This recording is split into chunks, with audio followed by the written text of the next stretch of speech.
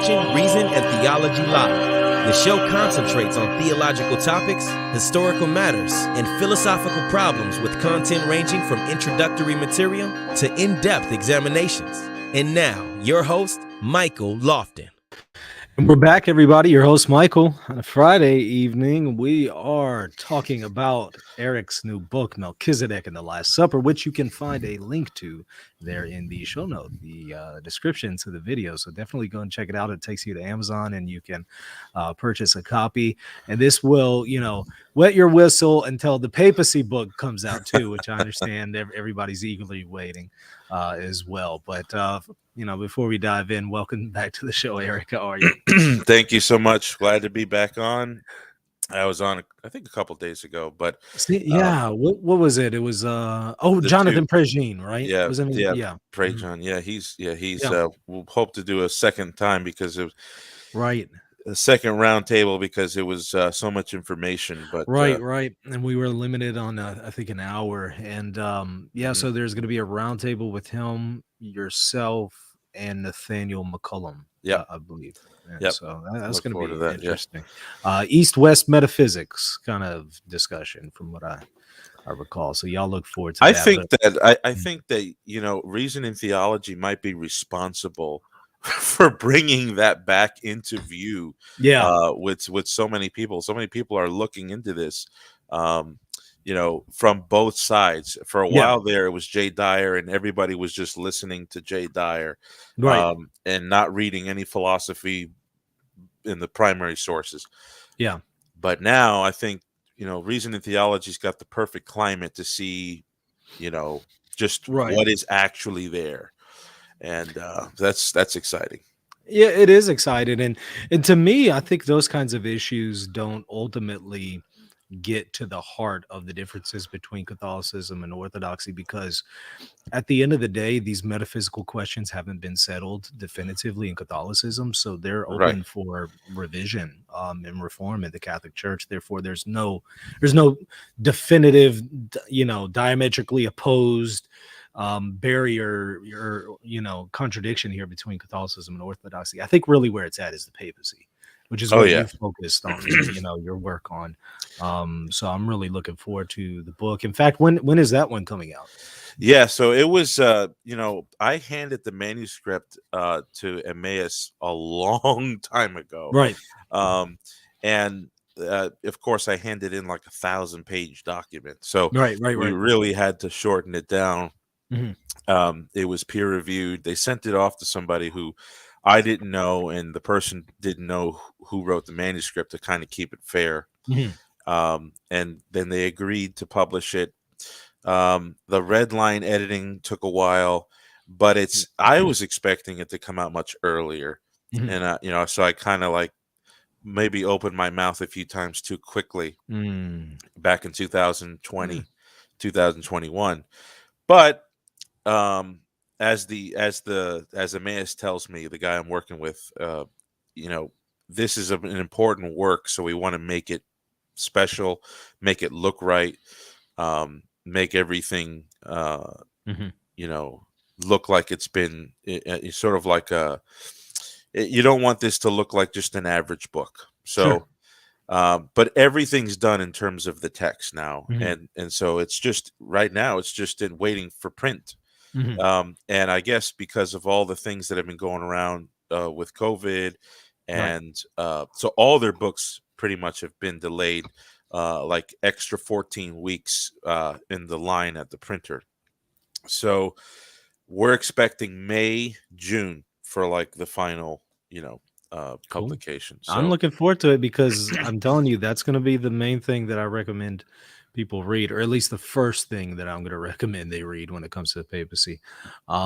I think it's going to be the definitive go-to book on the papacy. So I'm really excited about it. Yeah, thank you. I think that a lot of this stuff about it's just so it's interesting because all these like objections to the papacy you hear going around online, it's like I just think to my mind, well, I can get into that chat group right now and just type, or I can just say, well, just get the book when it comes out. That, you know what? That's what I've learned to do, because I get a million emails, people asking me the same question. You know what? Let me just do a video on it, and I'll Yeah, just copy that yeah, link. yeah. No, and a Anytime lot in of the future, I'll just yeah, there's the link. and a lot of your videos have overlapped with some of the stuff that I've written on. So, Mm, mm, it's like we think alike in very similar mm, ways. So, mm. yeah, it's good to have those videos because I think so. people who are really interested, they'll take the time, you know. And I find that some people who aren't interested, it's like they're satisfied with like hey, if the papacy is true, why didn't the Pope answer every Right, question? right, right. They love that because it's like a quickie. Yeah, It's like a zinger, like, yeah, and it's gotcha. not that simple. Yeah. Yeah, And then if you tell them, wait a minute, if you have like an hour, we can show you why this is ridiculous thinking. right. Oh, no, that's coping. And that's, you're being a lawyer. Like, wait a minute, running away from a discussion. I mean, I'd rather be a lawyer than, quick to run away from a discussion like that. But Yeah, but I think another thing about your papacy book is going to be that a lot of the books about the papacy that are out there right now don't really engage some of the questions that are circulating in popular circles. yeah, Whereas your book is going to engage that. yeah, So I think that that's going to be helpful, because there's a lot of questions that people are asking online that I can't point them to any one particular work that would really address most of them.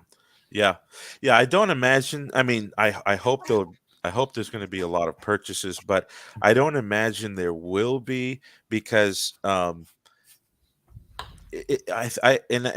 okay, and I would Mhm, appreciate it if somebody just got the book who is really interested in going through the material. mhm, And there's not a lot of people out there that are willing to do that. Some mhm. people are just easily convinced about the papacy.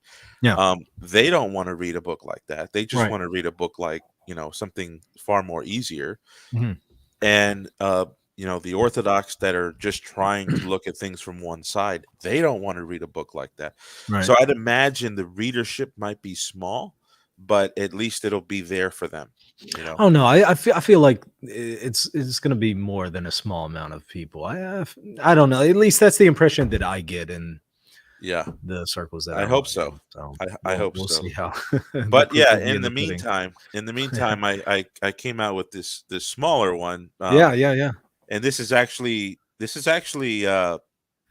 it's proper order for me to release this because in my own journey coming from Protestantism into Catholicism, Mhm, the learning that the Bible teaches the doctrine of Eucharistic transubstantiation and the sacrifice of the Mass, mm, that was like, I could no longer be a Protestant, even a high church Anglican like I wanted to be. So I wrote a long article way back in the day about this, even before I started getting deep into the papacy and the mhm, Orthodox. And so it's actually in proper order for me to release this book. So this book cover, I'll show the listeners and the viewers. mm. This is the front cover. Title is Melchizedek and the Last Supper, and that's a mosaic from the 6th century um, in Ravenna. So this is the church of Wow. Saint Vitali. There's a whole bunch of mosaics in that church, but one of them is this one with Melchizedek, and it's painfully obvious what he's doing. All right, right. Sure. um, the On the other side here, there's a lamb. Mhm, I had to crop it because that was Abel holding up a lamb on mhm, this side. But that the mosaic shows the sacrifice of Abel and then mhm, the sacrifice of Melchizedek on the other side.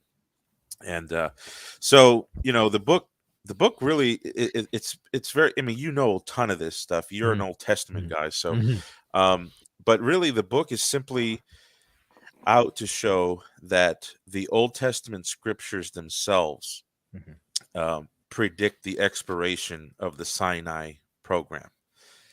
This, the priesthood of Aaron, the priesthood of the Levites, already embedded into the Old Testament text.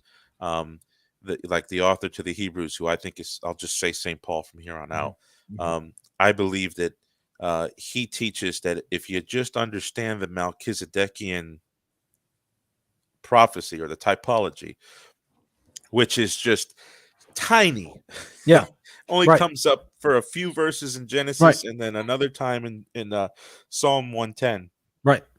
But if you just understand the all-encompassing weight of just those few verses, then you'll understand that the eternal Davidic monarch that was to come is supposed to be a priest forever. So Hmm. which means that this is the priesthood that's going to endure forever. Um, it's going to be a priest forever according to the order of Melchizedek. So now that just shows that, like Hmm. St. Paul Hmm. says, that has to mean that something better is coming to push away the order of Aaron and the order of Levi, fulfill and push away. I don't want to make it seem like he came and just, it's a fulfillment, of course, Hmm. because he also fulfills the Paschal mystery, Hmm. the Passover lamb, the Yom Kippur lamb, Day of Atonement, all that's fulfilled. But the priesthood that's going to exist for eternity is this Melchizedekian priesthood. All right. And I think if Jews understood that, Hmm.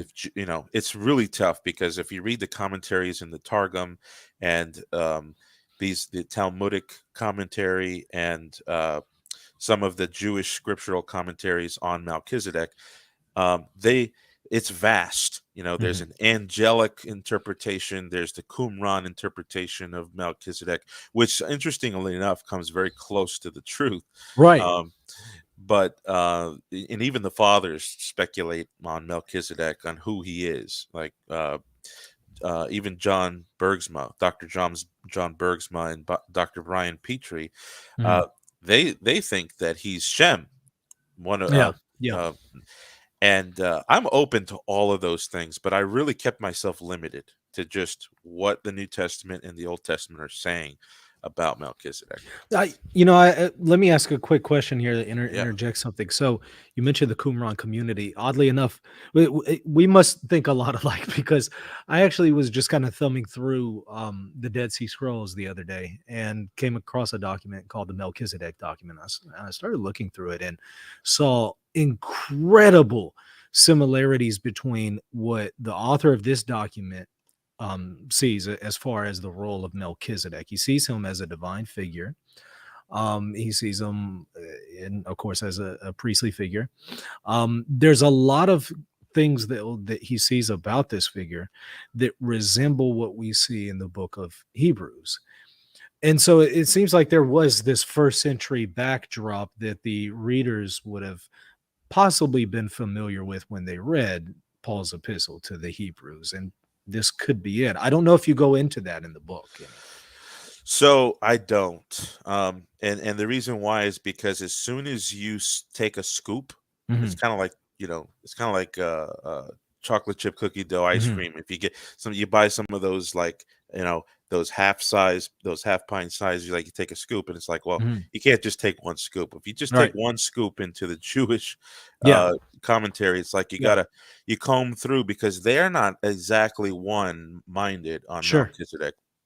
And sometimes you can dupe yourself into thinking, oh, just because the Jews back in the Mhm, day had this interpretation, well, maybe that's true. mhm. Like, no, there could be some terrible interpretations Sure. even by the ancient Jews. Oh yeah. Yeah, and a lot of different conflicting interpretations, but it was just interesting to see that he sees the Melchizedek figure as divine. He sees him also as the Messiah. Yeah. That's also what's interesting. Yeah. Because as you know, in Psalms, it's talking about the future Davidic monarch. Mhm, You are a priest forever according to the order of mhm. Melchizedek, which, according to the Qumran, the interpreters were definitely looking forward to Mhm. this eschatological intervention, Right. that would, and it kind of falls in line with how they understand the apostasy of the Jerusalem Right. temple, Right. because there needs to be a new cult, a new king, and so they actually came really close to understanding the shape of Mhm. what was to come. But obviously they have a lot of other misunderstanding. Sure. Obviously, Christ didn't come and establish the continuation of the Qumran society. Right. But but the book really centers, not so much on who Melchizedek is, but really how his story leads to the Christian altar of the Eucharist. Because though I saw this coming up in the fathers, Melchizedek, his whole bread and wine event with Abraham, and then the sacrifice of Christians in the Eucharist. And it's like those two things are quite a distance apart from each other. It's like, how did those early fathers connect these two things? I mean, this huge distance to get to fill in. Yeah. And I'll try to do it just in 2 minutes here, because it's better to do it in a very plain and short sense so that people can understand. But it's basically this. Now, if the eternal Messiah is going to establish a priesthood that is going to be everlasting according to the order and style of Melchizedek, it's very important to understand what the sacrifice of that sacrificial style and order is. Because if Melchizedek is just another patriarchal priest offering up doves and rams, that's gonna be a difficult typology to sustain. Sure. I mean, the New Testament's emphatic that Christ came to abolish, animal sacrifice, with the sacrifice of himself. So how can he be the priest of an order that itself is dictated by animal sacrifice? So it's very clear Melchizedek can't be that kind of a priest. Right. So the question is, what sacrifice does Melchizedek offer up? And so, this was pretty much unanimous in the fathers, and it's not until the Protestant Reformation, really, where you have both Catholics and Protestants debating this question. So during the Reformation, Luther obviously had a big problem with making this connection between Melchizedek and the Lord's Supper, because for him, he saw how the connection would be made. And he just said, he just basically saw it as Melchizedek bringing snacks for Abraham after the war in Genesis 14, which is just strange because, Melchizedek being high priest, and he brings snacks. I thought it actually says that he offered bread and wine, in fact. So the text actually says he brought. So the Latin makes it sound like he brings it in the sacrificial sense. Okay. So the Latin Vulgate does, but you know how things are with the Vulgate. All these the new exegetes are very happy to find that the Hebrew original didn't have that kind of necessary connotations and necessary meanings. So I didn't broach that, even though I think Jerome was correct in his translation. We have to admit that Hebrew scholarship is pretty unanimous that it didn't have a sacrificial meaning at that time. Oh, but maybe it did, but that's just where scholarship is right now. But it doesn't really matter. I mean, because we don't need to have the word offer there explicitly. Right. It would be nice, but and even then it's not conclusive, because then you've got to make sure that, well, that's somehow tied to the Eucharist in the Catholic sense, right? So there's still some distance to cover. But the only thing that Melchizedek as high priest does is he brings bread and wine. Okay. And so the question is, what does he do with this bread and wine? What is it? Well, it's obviously there for consumption, but when Christ, who is the priest of the new covenant, but he's also the priest in the order of Melchizedek, right? So here's the Melchizedekian order, right? The Melchizedekian order establishing the new covenant. He brings bread and wine to the table. So the same menu, basically, as Melchizedek. And he associates that bread and wine with himself, his body and blood, his human body and human blood, which is exactly what the author to the Hebrews tells us that was prepared for him. You have prepared a body for me.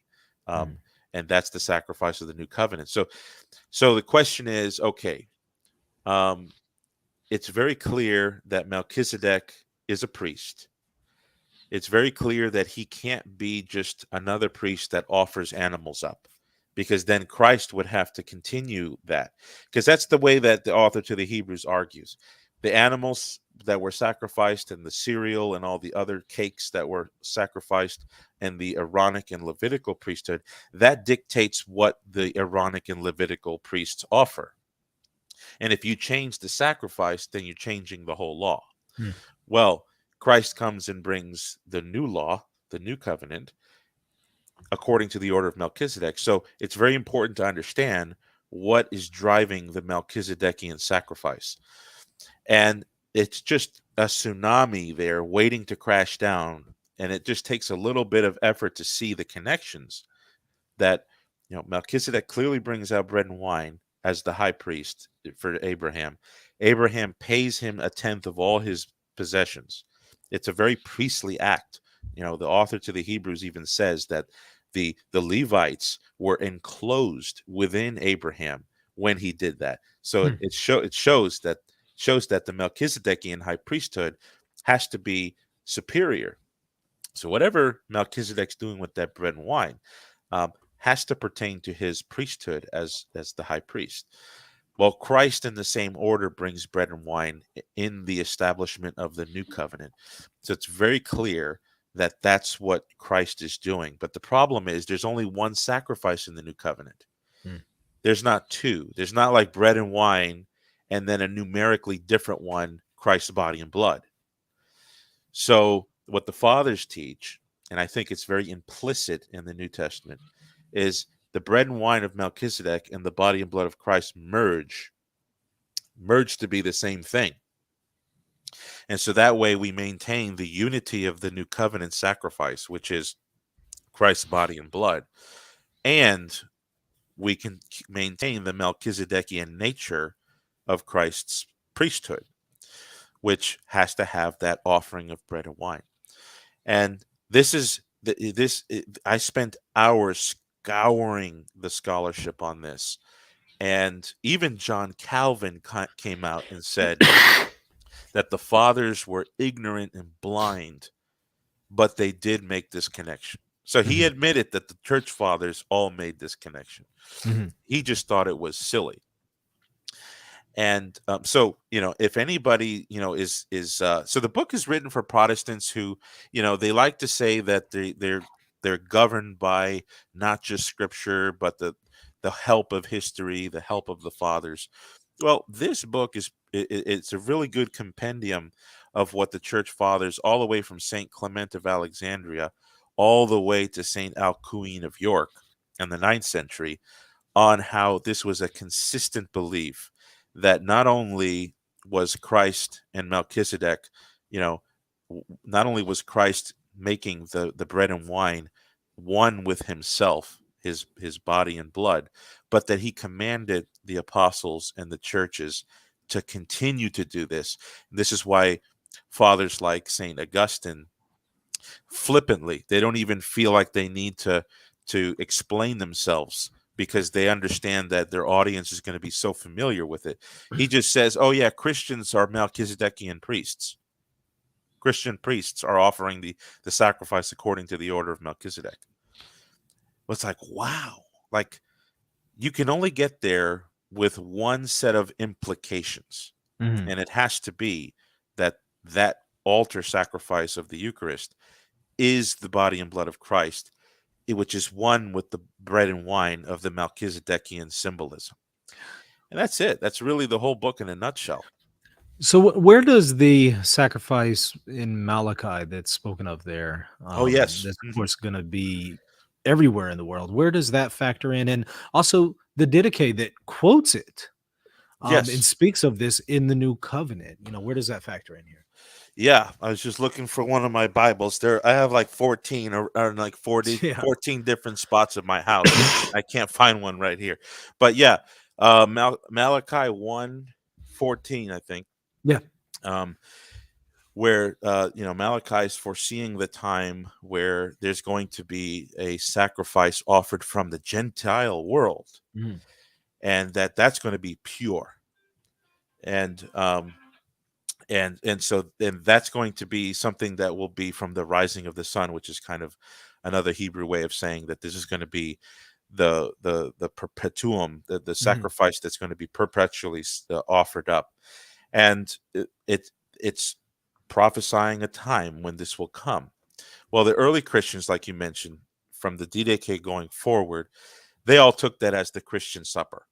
That was the sacrifice. Was, you know, they they speak about it in language that sometimes might not come as straightforward to us Catholics in today. Oh, bring your sacrifice. Remember Mhm. to bring Mhm. your sacrifice without blemish, which, maybe um somebody who's only been a Catholic for a couple of years and all they've been reading is Tridentine material, they might look at that and say, that doesn't sound right. No, but at that time you brought your own bread and wine, and that Right. was the bread and wine that the priest offered up. They had kind of all put it together, and you received that. um, well, the idea was, yes, there's a sacrificial element in you bringing bread and wine, but then there's the conversion, like St. Justin the Martyr talks about in the Roman catechesis, um, that it's transmutated, it becomes the flesh and blood of Christ. And through that upward sacrifice of Christ to the Father, we join ourselves with the priest who's acting in the person of Christ in this upward sacrifice of our whole lives, that we're joining together with Christ in his one-time offering to glorify the Father. So that's the Malakian sacrifice, the Malakian offering, that it goes right together with the Melchizedekian sacrifice. Which it's interesting you asked that, because Augustine brings that up all the time when he talks about the Melchizedekian offering. Sometimes he'll dovetail that in with the offering of the Gentiles that's supposed to be offered up from the sunrise into the sunset around the whole world. It's just beautiful, because that's exactly what came to pass. Is the outside world, so the ends of the earth. You know how Luke prepares his gospel for the opening up of the gospel for all nations. The book of Acts eventually opens up the gospel for all nations, and then it's clear we're all offering up bread and wine. Mhm. Mhm. Mhm. And it's the new covenant sacrifice, which is not bread and wine and Christ. It's Christ in the bread and wine. um and so it's just amazing. And the It's, Didache, I mean, arguably written in the first century, quotes Malachi, yeah, applies it to the Christian bread and wine, the yeah, Eucharist, explicitly. When I saw that as a Protestant, I thought, man, this is game over. I mean, yeah, wow, this early on, I mean, within the time of the apostles, arguably, you already have this idea of a sacrifice in the new covenant. And it's tied to the bread and the wine. And here I am in a communion that literally does communion maybe once a year. It really made me think, I wonder if I'm in the wrong place. yeah. And initially, sometimes it can seem a little wacky, Mm, like, because you can't, as a Protestant, they don't really teach you all the implications of Scripture. It's sad. You look back and you wonder, man, what was I thinking? I had scholars like G.K. Beale, D.A. Carson. You had all these guys that they were like geniuses in mhm, my mind. mhm, mhm. But then you read the early Christians, and they sound like they're stretching the boundaries. But then when you start to read the fathers where they actually argue for their case, it's like, no, they're the ones that have the right interpretation of the Old Testament and the New Testament. And at that point, it's like unlocking something that's been locked away, and you finally see it, and it's a treasure. But some are going to push back and say, but you're talking about this sacrifice and a Melchizedekian priesthood. But isn't it clear? I mean, you're appealing to Hebrews, but isn't it clear in Hebrews that this sacrifice, the sacrifice of Christ, is once and for all? What are you doing sacrificing Christ again? Yeah. In fact, I even had a Catholic scholar call me on the phone after he purchased my book. And he had asked me that, and I think it was just to, kind of test me. Um, why doesn't the author to the Hebrews mention the bread and wine? Seems like a perfect opportunity. But here's what I would say to that. the author to the Hebrews' purpose is kind of limited. Mhm. And we know that because he doesn't explore all the other things about the Mhm. Old Testament. Mhm. So he's really just focusing in on one thing, and that is the fact that the eternality of the Melchizedekian order must mean the expiration of Sinai. And so, and he even says that, he says there's a point where the homily to the Hebrews, I call it a homily just because that's how I've been taught it is. It's an Right. epistle, call it an epistle. Mhm.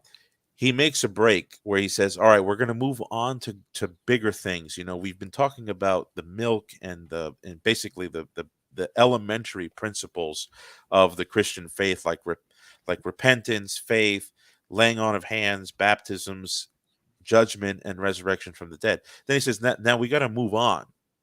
We're going to move on to the meat.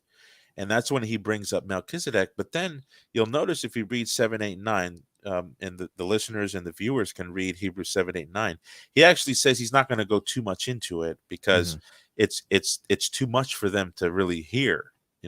So all he was trying to get across was the eternality of the Mhm. Melchizedekian order, because the eternality of that order must mean the temporality of the Aaronic system. And so if these Hebrews are tempted to go back, right, draw back, they're tempted to draw back. That's the whole thematic structure of Hebrews. They're turning back to a text that itself says that the Aaronic system is temporal and the Melchizedekian one is eternal. So it's quite it's retarding from logic to do that. And so his purpose is limited, and he's careful not to go into too much detail because he fears that his listeners are not well trained enough. Oh, go ahead. I think you No, had I a was going to final say point that, there. but Mhm. I think I too have that question. Why Mhm. not go into the bread and wine? Why not do that? Sure. So and it kind of it's kind of like, yeah, why is that? That's a good question. And it's a question that kind of lurks over someone who's doing a project like mine, but I think there's an answer for it. Yeah. But, some are going to say, but I thought the sacrifice was just supposed to be once and for all, but you're sacrificing Christ every single day on your altar, Yeah. you Yeah, know. that's what one of the things I bring up in my book is I describe what a lot of Protestants think Mhm. Mhm. about the Catholic doctrine of the Eucharist. I mean, some of them really think that in an invisible way, we take the living Jesus Mhm. under the signs of bread and wine, who's got a pumping heart, breathing lungs, oxygenated blood, and we bring him into death again, and then he's a corpse, and then somehow that's the Eucharist that Catholic. it's, it's really strange. But I can understand why they go to why they have that interpretation. And even when the Protestant reformers, who were very scholarly and they knew that Catholics didn't teach that, they just thought that Catholics were stuck in a system that implied that. But that's Mm. not at all. That's not at all our teaching. What all the Eucharistic doctrine of the Catholic Church is saying is that Christ wanted a way to reproduce his own offering, the one-time offering. He created a miracle with food to reproduce that one offering over and over and over and over and over again. That's it. That's it. And that's the thing. A lot of people think that the only purpose to Christ's sacrifice was something that he could do for us. But Christ wants to unite us with his offering so that we can learn to offer through him to the Father. So that's why that's why the early Christians looked at the Eucharist as the Christian sacrifice, not just something for us to come and spectate, but something for us to actually get involved with.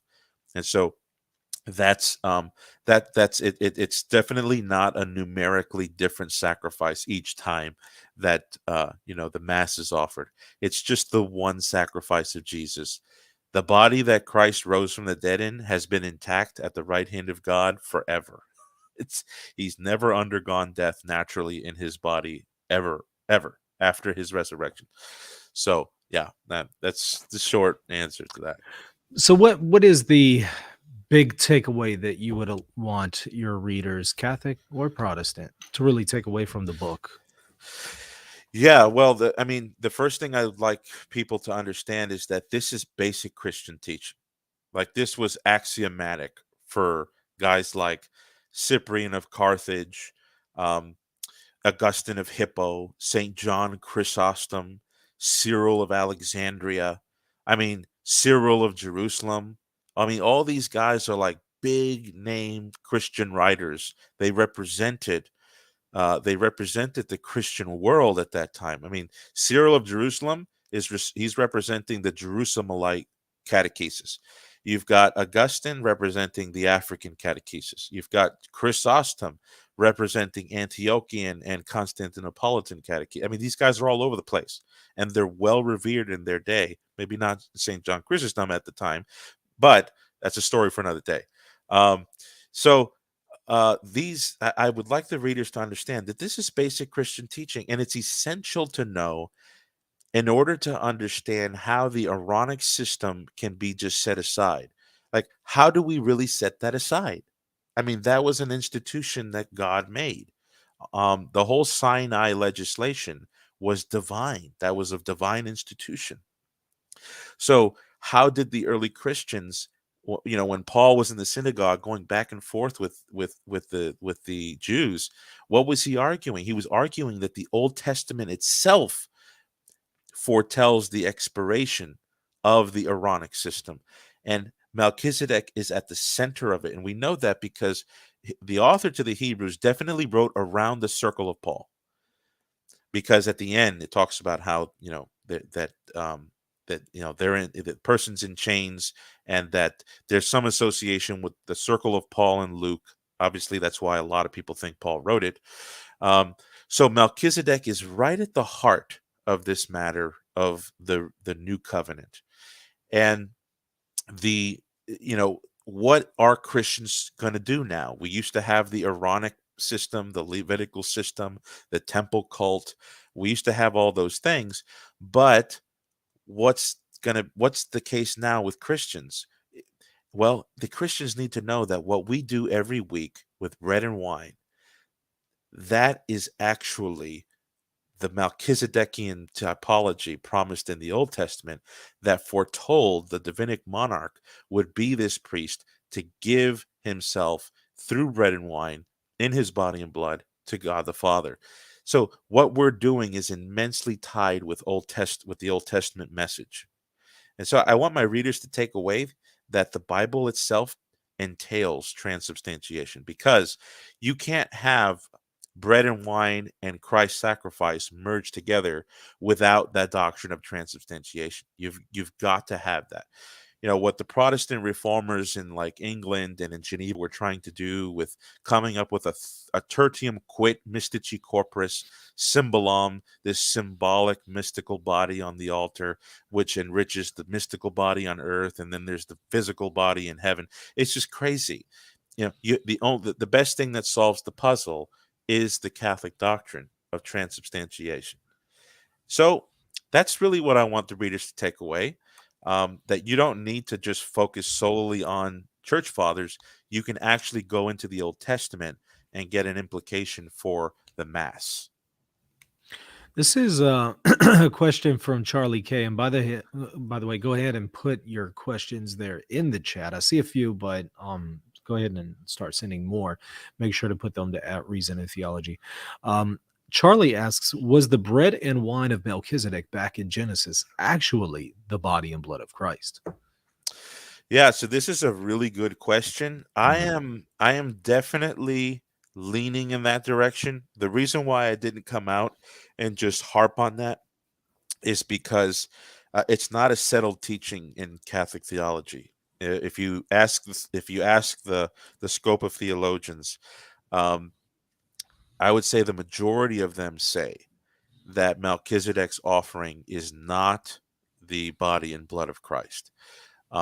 Even though Saint Leo added to the end of the Roman canon, that when we petition in the Roman canon for God to accept the sacrifice of bread and wine, just like he accepted the sacrifice of Abel the righteous, Abraham the patriarch, and Melchizedek, Mhm. who offered the holy victim, the Mhm. immaculate victim. Mhm. So when some people read that canon, that part of the Roman canon, they think, oh, well, immaculate victim, immaculata hostia, Mhm. that's talking about Christ, isn't it? Well, most commentators say it just means immaculate host, immaculate sacrifice. It doesn't necessarily mean Christ's body and blood. Mhm. Um, but there are church fathers and there are theologians who lean in the direction that it is. So, for example, Cyprian of Carthage, he taught that Melchizedek offered the body and blood of Christ. It's kind of beautiful in my mind, Mhm. and I would Mhm. like to go in that direction. Um, Another one is, I think, uh, Epiphanius of Salamis in a Salamis Right. in the fourth Salami. century. Salami, right? Uh, so in the fourth century, he dies right at 400 A.D. Mm. Um, he thought that Abraham offered up the mysteries. Mhm. So you have patristic fathers teaching that. You have some fathers who teach that it's just a prefiguring, so that, like Saint Clement of Alexandria, um, I think Augustine takes the realist view. Jerome takes the realist view that Melchizedek offered the body and blood of Christ. Other fathers take it as a prefiguring. The main idea is that the same style of Melchizedek's priesthood has to be the same style as the Christian priesthood. So I lean in the direction that it is, but I kind of hesitate because I don't have the backing of Catholic theological Mhm. scholarship, Mhm. and the magisterium hasn't come anywhere Mhm. close Mhm. to dealing with the issue. But even though, like what you said in the past, what scholars say does have tremendous Right. weight. Right. Um, but so it's a good question. I would like to come out and take that position, but for these reasons, I've kind of put myself at a breaking point. This is from Elijah Halberg. Do you know why and when the West switched to using unleavened bread? No, this, Kind of related, but it's a good yeah, question. no, it is a good question, and any question about the East and the West is definitely welcome in my Mhm. domain, your Mhm. domain. Mhm. Mhm. Um, so we don't really know. Mhm. Mhm. um, there are a lot of uh, clever speculations by liturgical historians. Mhm. The best one I've heard is that um, the Latins wanted to make sure that the host would not um, grow mold. And leavened bread it grows mold much easier, and it actually crumbles easier as it dries. So when Mhm. it was in the tabernacle, the more and more that was there, the tendency was for crumbs to kind of get all over the place, get into corners, fall into cracks. Where if you had like a firm chip structure, it lasted longer, and you kind of knew where the whole thing was. Mhm. You know, I like that theory. It's just a theory. Mhm. Um, I've also heard that it kind of went in tandem with the idea that infants were not supposed to receive, and if unleavened bread kind of seals you know the it forces the child, if he's going to receive communion, from only receiving the body of the blood of Christ. So they didn't want the sacrilege of infants spitting out the consecrated bread. So if they were to receive, because even though the Latins did take away the Eucharist from infants until the age of reason, if they were old enough to recognize that it was divine and spiritual, they could give a little bit of the blood of Christ, but not the consecrated bread. So it's kind of a quirky thing that happened in the West. My personal preference is that I actually like the idea of unleavened bread. I just like and the Orthodox might smile when I say this. I kind of like how it ties in with the way Christ did it. um, you know, and scholars today are pretty, you know, I mean, today's the scholarship today, which I think has been sort of marked by the Lutheran scholar Jehoiakim Jeremias, and it's actually continued if you read in Dr. Brian Petre's book, The Last Supper, and he quotes scholarship that's pretty vast on this, that Christ offered up the Eucharist with unleavened bread. I like the imagery of unleavened bread personally, but I understand the nausea that some Orthodox can have over the reasons for why we introduced it so late and how it was in tandem with some other quirky developments. So that's the best thing I could say. Just, and I'm reading just the standard. I'm coming from just reading the standard text. Jungmann, Erick Enrico Mazza, just standard Catholic scholarship on the origins of unleavened bread. It's not something that's absolutely clear. From Sean Matthews, how does a Catholic respond to some Orthodox who argue that transubstantiation is just a prime example of Catholics over defining things? Yeah, that's a good question. I mean, we don't want to over define things. But in this case, I think we've set a good limit. I mean, transubstantiation, the doctrine, is extremely limited. I mean, we've only gone so far as to speak of substance, and in a sense, that's a negation. It's not something else. But just Protestants are not. They don't avoid looking at implications. I mean, if you read John Owen on the covenant of grace and the covenant of works, the covenant of grace, the story of redemption, I mean, he is drawing out implication after implication after implication. It's not absolutely clear from the text of Scripture. So this idea of trying to flesh out what's implied by the data of Revelation, that's accepted practically by the best of Protestantism. For some reason in our modern day, it's denied in theory. But everyone really does this. They try to find out what the bare implications are.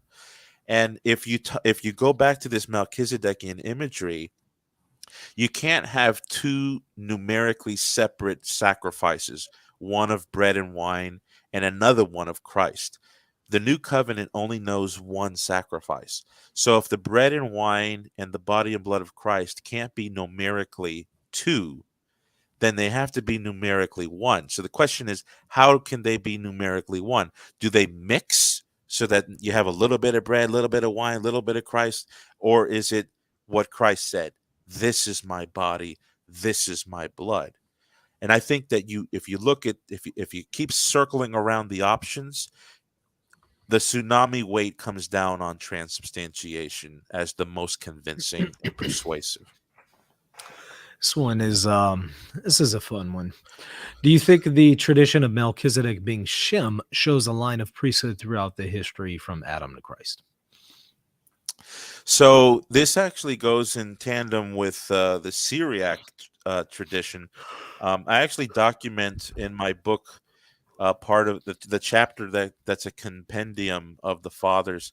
I go over the Cave of Treasures, which it's a document that Michael would love this document. It's basically Syriac fathers got together and they tried to write an anthology of human existence from Adam.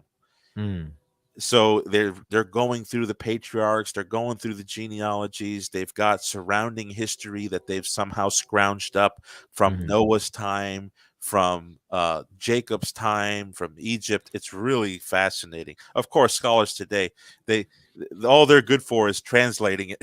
They don't believe it. Right. But in this, the book of the Cave of Treasures, it talks about how there's that priesthood all the way back from the patriarchs going forward, and that Christ is really just continuing the Adamic patriarchal priesthood. Obviously, the New Testament's silent on it. It doesn't have the wealth of patristic commentary going from east to west or from west to east. You have the Syriac stool to stand on, which is not weak. Um, so Petrie and Bergsma would be the book to get, Introduction to the Bible, where they go into their argument of why they think it's Shem. The only reason why I don't think it's Shem, but I wouldn't dare to compare myself with the scholarship of Bergsma and Petrie. But the only thing that makes me hesitate is the author to the Hebrews says that Melchizedek had no beginning or end of Right. days. Right. And so that just makes me wonder. But Mhm. again, I'm open to, Mhm. correction on that. And I wonder if he means by that phrase that, I mean, he was incredibly old, and Shem definitely would have been incredibly old. So Yeah. I kind of wonder if that's a solution, but I don't know. I'm like yourself. I'm kind of just open ended on it. Yeah. Yeah. Yeah. I've seen too many amazing and spectacular things, and I've been corrected too many times to Right. deny that I can be Right. corrected Right. again.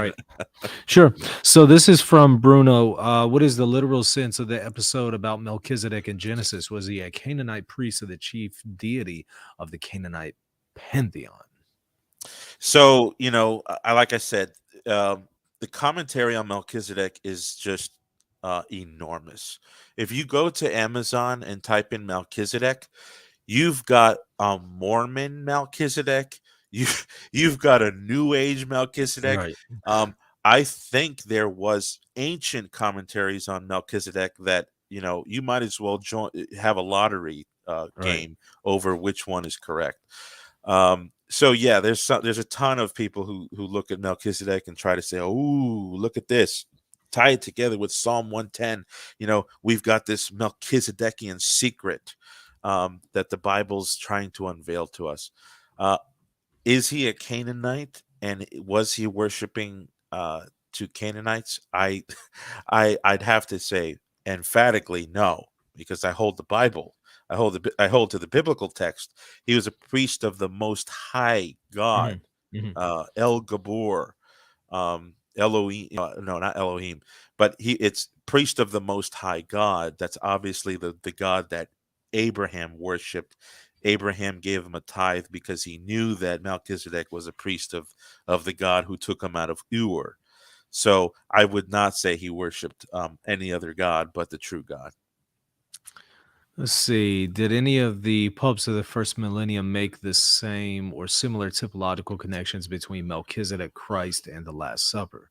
So the closest that I saw a pope come is Leo the Great, um, because he added that whole Immaculata Sacrificio Immaculata Hostia at the end of the Roman canon. Well, it's not the end of the Roman canon, but it's an end of a portion, the petition of the Roman canon. Other than that, I didn't find any popes of Rome that made explicit connections. Um, but look, there's a lot of texts that are still untranslated, that are still very difficult to get your hands on, that are not even Mhm. available on the internet. Mhm. So I'm sure there might be something out there. It's a worthy project to try and take up if you want to do it. But in my book, I spent hours and hours, probably a year, scouring for the patristic material that is translated to English. If it wasn't, I tried to do it with scholarly help. Mhm. Um, but no, other than Leo, nothing. I didn't find anything. I think we cleared out the questions there. Go ahead and put in a plug. I mean, we mentioned the book, of Yeah, yeah, course, yeah. and then the papacy, but anything else that you want to make everybody aware of? Yeah, no, just this is the front cover for those who are coming in at the last minute. It's Mhm. I put out a few options on Facebook of what cover I should use, and people really but they really wanted to see this mosaic, which I'm not sure if I can make it clear, but that's also a mosaic of Christ and Abraham, or I mean Melchizedek and Abraham. But Mhm. the reason why I didn't go with that, even though everybody seemed to want that, is because even though it looks super cool, I wanted Mhm. the one that actually gave the message across better. Mhm. Mhm. So Mhm. I wanted the didactic purpose to kind of shine better than the aesthetic, you could say. So no, just it's only 112 pages. Even if you're not convinced by it, it's at least something to learn, or at least something to consider. And no other plugs for me. I hop on here every now and then, so they know where to find me. Yeah, I think we're going to be doing a Vigilia show. Let me see when it comes up on the calendar. Let's see. That's going to be, well, my phone is being slow now, but goodness, I thought it. Okay, yeah, March 4th. That will be at 6 p.m. Central. Yeah. So we'll talk about Vigilius and whether or not he invalidated papal infallibility and all kinds of things. So that's going to be a fun one. That's going to be a fun one. Again, if you're nerdy enough, come and watch that. But I think a lot of people are getting interested in it now. So, maybe it'll pique the interest of many, but it can get a little, it can get nerdy. When I, there's not a lot of content dealing with magisterial reversals, but the few scholars that have engaged it, they tend to bring up Vigilius. Yeah. So this will be a fun one. Yeah. Very fun one. I'm looking forward to it. Thanks for coming on, Eric. And everybody, go and get a copy of the book. Again, it is there in the show notes, a link to Amazon so you can purchase a copy. And we look forward to the papacy and the Filioque book coming out too. So that's going to be fun. All right. And thank y'all for watching. Of course, don't forget to subscribe to the channel if you haven't already. And membership to the channel is now new. You can join and get extra perks if you do so. And I definitely recommend it if you appreciate what we're doing and you want to support us. But you could also, again, go to patreon.com/Reason and Theology. Support me there if you would like. And lastly, don't forget, if you're looking for if you have the opportunity, or you're trying to sell a home or purchase a home, really, take a look at our sponsor, Real Estate for Life. They would definitely be willing to help you out and give you a realtor who shares your belief in your area. Be sure to check them out, realestateforlife.org. And that's going to do it. We'll see y'all later. God bless.